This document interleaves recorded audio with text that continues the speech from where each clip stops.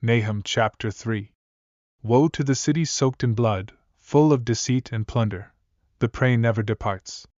The sound of the whip, the rumble of wheels, the clatter of hooves, and the jolting chariots. The horseman brandishes his sword and glittering spear. There is a multitude of slain, a heap of corpses, with no end to the bodies. They stumble over the corpses.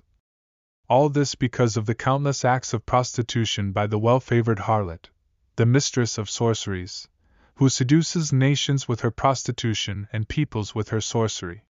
I am against you, declares the Lord of hosts. I will lift your skirts over your face. I will show the nations your nakedness, and the kingdoms your disgrace. I will pelt you with filth and treat you with contempt. I will make you a spectacle. All who see you will flee from you and say, Nineveh is laid waste. Who will grieve for her? Where can I find anyone to comfort you?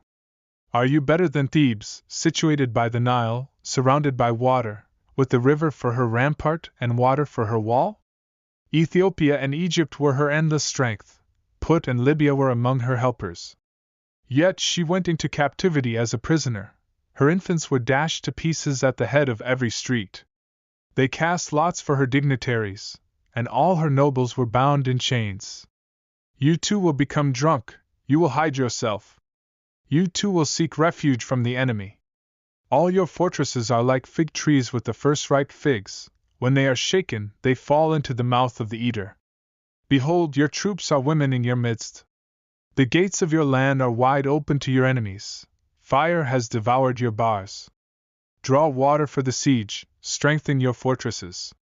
Go into the clay and tread the mortar. Take hold of the brick mold. There the fire will devour you, the sword will cut you off. It will consume you like the locust. Multiply yourselves like the locust. Multiply like the swarming locust. You have multiplied your merchants more than the stars of the sky. The locust spreads its wings and flies away. Your princes are like locusts, your officials like a swarm of locusts that camp in the hedges on a cold day. But when the sun rises, they fly away, and no one knows where they are. Your shepherds slumber, O king of Assyria, your nobles slumber. Your people are scattered on the mountains, with no one to gather them. There is no healing for your injury, your wound is grievous. All who hear the news of you clap their hands for joy, for who has not felt your endless cruelty?